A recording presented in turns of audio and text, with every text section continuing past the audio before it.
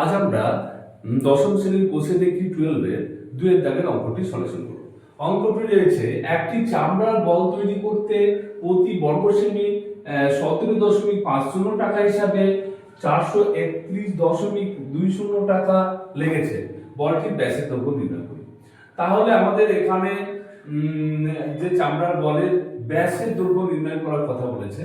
তো আমরা এখানে দেখে একটি বিষয় এখানে উল্লেখ করা রয়েছে যে প্রতি বর্গ সেমি বলটি তৈরি করতে প্রতি বর্গ সেমি 17.50 টাকা হিসাবে 431.20 টাকা লেগেছে। তাহলে এই যে টাকার হিসাব দিয়েছে এই হিসাবের পরিপ্রেক্ষিতে আমরা কিন্তু বলটির সমগ্রতলের ক্ষেত্রফলটা বের করতে পারবো এবং সেই সমগ্রতলের ক্ষেত্রফল দিয়ে আমরা বলটির ব্যাসের দৈর্ঘ্য নির্ণয় করব। তো আমরা প্রথমত একটি কথা এখানে লিখে নেব যে বলটি তৈরি করতে প্রতি বর্গ সেমি চামড়ার বলটি তৈরি করতে বা এখান থেকে লিখতে হয় প্রতি বর্গ সেমি অপটাকা হিসাবে চামড়ার বলটি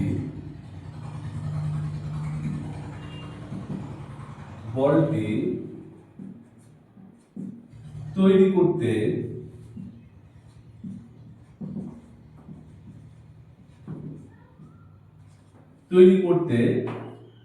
প্রতি বর্গ সেমি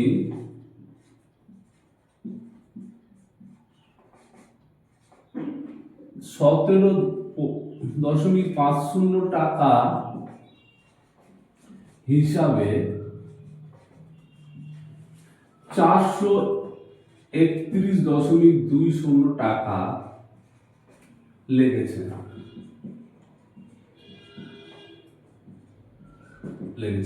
আচ্ছা, এই কথাটি আমরা প্রথমত লিখে নেব এবং এই যে কথাটির পরিপ্রেক্ষিতে কিন্তু আমরা চামড়ার বলটির আমরা কি করব, আমরা দেখো প্রতি বর্গ সেমি প্রতি বর্গ কত টাকা হিসাবে, তাহলে টোটাল টাকা এত, তাহলে এই টাকাকে টাকা দিয়ে ভাগ করলে যে মোট টাকাকে এই যে প্রতি বর্গ সেমি যে একটা টাকার পরিমাণ সেই টাকা দিয়ে ভাগ করলে কিন্তু আমাদের বলটির সমগ্র তলের ক্ষেত্রফল বের হবে। তাহলে আমরা এরকম অতএব লিখতে পারি যে বলটির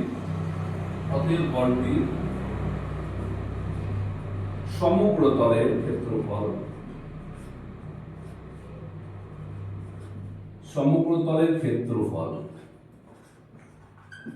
সমান কি করব, এই যে মোট টাকা 431.20 আর প্রতি বর্গ সেমির যে খরচা 17.50, এটাকে কি করলাম আমরা ভাগ করে নিলাম। এবার দেখো আমরা 0 কেটে দিচ্ছি, এখানে দুটো দশমিক আছে তাহলে দশমিক তুলে দিলাম, তাহলে এখানে কত হলো 0 আউট করে দিলাম, তাহলে আমাদের কত হয়ে গেল যে 4321 আর এখানে হচ্ছে 175 টাকা। হ্যাঁ, আর আমরা কাটাকাটি করছি না, তারপরে এটাকে নিয়ে তো আমরা আবার অঙ্কটি করব। সুতরাং এবার আমরা লিখছি, এবার দেখো এবার কি বলেছে বলটির ব্যাসের দৈর্ঘ্য হিসাব করে লিখি। তাহলে আমরা ব্যাসের দৈর্ঘ্য তাহলে আমরা ব্যাসার্ধ ধরে নেবো এবং সেখান থেকে ব্যাসে কনভার্ট করব। যেহেতু আমাদের ফর্মুলাগুলো সব ব্যাসার্ধ নিয়ে, সুতরাং আমরা ব্যাসার্ধ ধরে নেব। আমরা লিখে দিচ্ছি মনে করি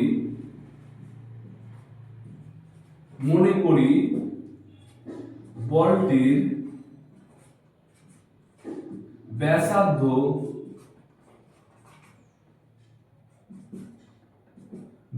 সমান আর কি একক কি রয়েছে তৈরি করতে, আর একক এই না প্রতি বর্গ সেমি বলেছে, তাহলে 8 সেমি। এবার আমরা প্রশ্ন অনুসারে বা শর্তানুসারে প্রশ্ন অনুসারে না, এখানে শর্তানুসারে দেখাতে পারি।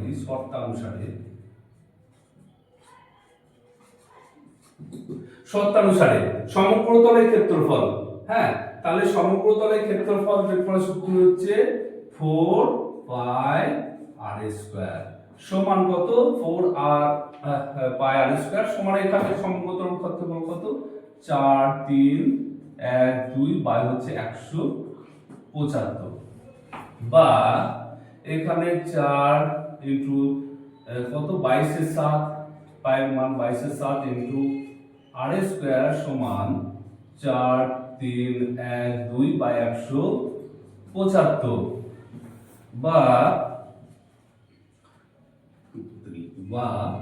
আর এ স্কোয়ার সমান কত হয়ে যাবে না এইদিকে আগে যেমন আছে লিখে নিচ্ছি 4312 নিচে 175। এইবার দেখো এখানে 22 এর 7 ছিল, এখানে উল্টে যাবে, তাহলে 7 এর 22, 22 এর 7 7 এর 22। এবার দেখো এখানে কত আছে 4 আছে, মানে আর স্কয়ারের সঙ্গে 4 গুণ আকারে আছে, এখানে ভাগ আকারে হয়ে যাবে, মানে আমরা এখানে গণিত দিয়ে এখানে লিখে নিতে পারি, গণিত 4 নিচে করে দিতে পারি। হ্যাঁ, এইবার দেখো আমরা কাটাকাটি করে নেব। দেখো এখানে আমরা 2 2 4 আর এখানে কত করব 2 2 4, তারপরে 2 কে 2, 5 2 10 আর 6 2 12। এইবার আচ্ছা 12 আমরা একটু নিচে থেকে করে নেবো, তার কারণ এখানে কাটাকাটি করতে হবে। আমরা ঠিক একটু নিচে লিখে নেবো আর স্কয়ার বা আর স্কয়ার সমান এখানে যেমন আছে 4312, আচ্ছা আর নিচে হচ্ছে 175 গণিত এখানে 22 এর 7 ছিল, এখানে 7 এর 22, 7 এর 22 আর এখানে গুণ আকারে ছিল আর স্কয়ারের সঙ্গে আগে বললাম এটা নিচে 4 হয়ে যাবে। এবার দেখো আমরা কাটাকাটি করব, তাহলে 4 2 2 4, আচ্ছা 11 2 22 এরকম করে নিচ্ছি, আর এখানে 2 2 4, 2 কে 2, তাহলে 5 2 10, 6 2 12। এইবার দেখো আবার এখানে 2 2 4, এখানে দেখো 10 2 কে 2, 2 কে 2, তারপর 10 10 2 20, তাহলে আছে এবার 20, 15 15, 7 2 14 আর 16, 8 2 16। তাহলে এখানে আমাদের এত আসলে। এইবার দেখো এখানে 7 দিয়ে কাটবে, 7 7 2 14, এটা কেটে যাচ্ছে, 7 থেকে 7, 7 2 14, 15 16 17 3, তাহলে 35, 5 7 35।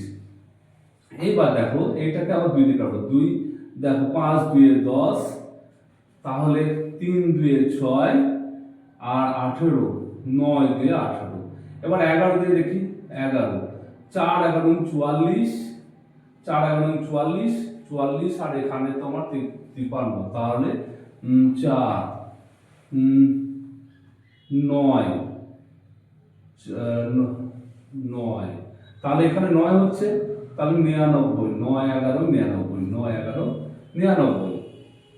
তাহলে এখানে হয়ে গেল বা আর স্কয়ার সমান হয়ে গেল কত, উপরে হয়ে গেল 49 বাই নিচে 25 সমান এখানে আর বা আর সমান কত করলাম 49 বাই 25 সমান এখানে 7 7 49 আর 5 5 25 সমান হলো তোমার 7 কে 5 দিয়ে ভাগ, 1 বাই 5 কে 5, তাহলে 6 7 2, 10 কে 5 দিয়ে 0 0, 4 5 20 সমান হয়ে গেল 1.4 সেমি।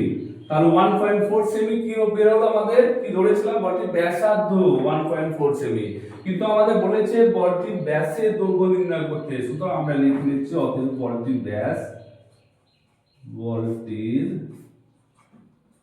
ব্যাস সমান কত 1.4 ইন্টু 2 সমান হচ্ছে 2.8 সেমি।